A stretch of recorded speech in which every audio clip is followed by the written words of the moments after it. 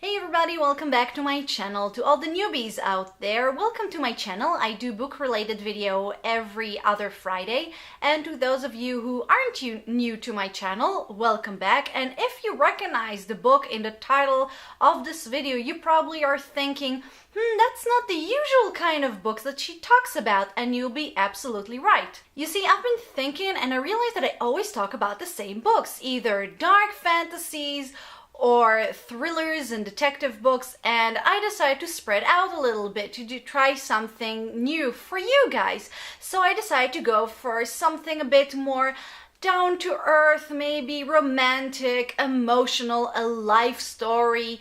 And I decided to do a chick lit, but not like the cheesy, cheap kind of chick lit, but something a little deeper because I don't really like chick lits.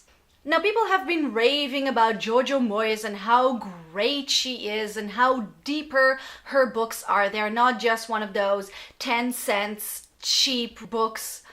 And Me Before You is one of her most famous books. Maybe it's one of her first book, the one that got her famous. Or maybe just because there's a movie version out there, it was the first book that came into my mind, so I decided to give it a chance.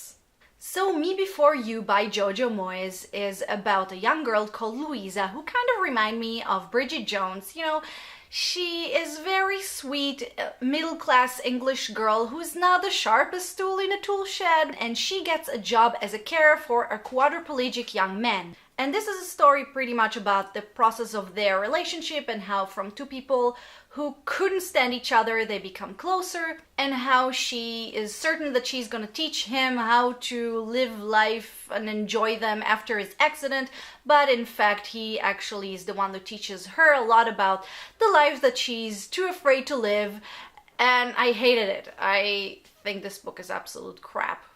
I honestly do not understand people, and I've met a few that say that it's a deeper emotional book and not just some sort of a chick lit. That's exactly what it is. If you want me to describe this book in one word, I actually have a word for you, and this word would be cliche. You want two words? Sure. Ridiculously cliche. Every single thing in this book, from the characters to the event and the characters' reactions to these events, everything is so predictable and cliche and cheesy. I call this book Bridget Jones meets Beauty and the Beast. And I call bullshit on this book. I mean, just recently I did a review about a book called The Monster Calls, which is a very, very sad book. This book is emotional. In this book, I cared about a character. It almost made me cry in the end. In Me Before You, however, I couldn't care less about any of the characters. None of them seemed to me like real people. They are all flat cardboard cutouts of a character. You start reading this book and after like 30 pages, you already know exactly what's going on and how this book is going to end. And guess what? That's how it continues and ends. Although I will say, and I will get back to it at the ending of this video, but a few people talked about how the ending could have been worse and could have been really, really cheesy, and there's something about the resolution, which of course I won't tell you, that end up being less cheesy, and they're right, but a good last scene doesn't make up for a really, really bad book. And not only that the characters are very flat, they're also very stupid. You should have seen my notebook. At some point I wrote, I'm surrounded by idiots. There are so many questionable things that characters do. For example, hiring a girl with absolutely no medical training or experience to take care of a man who cannot do anything by himself. Why? And just when you think, okay, I know what I'm getting myself into, let's just continue to read this book and get over with it, then come the different point of view narrations. Yes, every now and then, Louisa's first person narrative will break, and for some unknown reason, different characters will tell the story from their point of view. Why? No idea, but that's the answer I would give to many questions that I asked myself during this book. Basically, there are two reasons for this different points of view narration. The first one is to describe an event that happens without Louisa being present, and the second reason is to show us deeper kind of emotions and deeper kind of point of view from different characters, which is another problem with this book, because all of the emotions are being told with words very specifically, and we're spoon-fed information. Let's pretend for a moment that a character, her father just died. Obviously, us, the readers, are too stupid to understand that she will be really heartbroken and sad. No, there will be a chapter from this character's point of view where she will say, "I'm so sad, I'm so heartbroken." I mean, first of all, excuse me, we're clever enough to figure it out by ourselves. And secondly, this is a very lazy way to describe emotions. Characters will just say what they're feeling instead of maybe showing us by actions. I really hate when books make me feel as if the author thinks that I'm an idiot and I need to be explained everything like a 4-year-old. So basically, I have one good thing to say about this book, and that is it could have been worse, which is not a very good compliment for a book.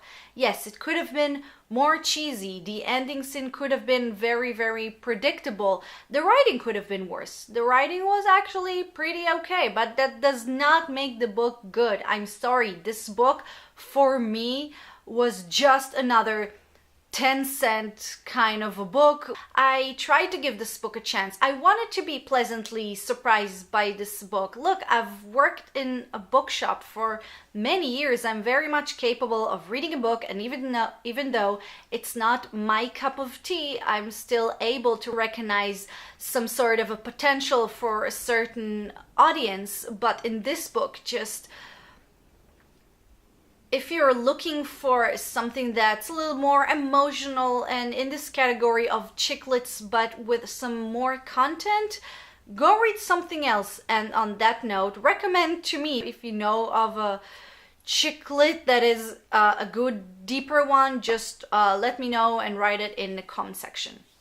So that's it. I think I'll leave it here because I notice that when I rant, I tend to repeat myself. So let's just conclude. This book is extremely cliche, cheesy, with really cardboard cutout of characters. It's extremely predictable. Characters are stupid, and the ending has a bit of a merit, but doesn't make the book any good. And that's it for my video. Thank you very much for watching. I really hope you enjoyed this video. If you did, please don't forget to click like to show it, to subscribe to my channel if you dare, and to share this video for the entire world. And write down, if you did read Me Before You and you actually liked it, write down why. Sorry, I'm not saying that every single person who read this book and liked it is, I don't know, stupid or shallow or anything. It's just that I honestly don't understand why people say that it's some sort of a deeper book. It's extremely predictable. I already said it, so let's just finish this video in a goodbye, and I'll see you in my next video, and my next review will be a horror book. So until next time, bye bye.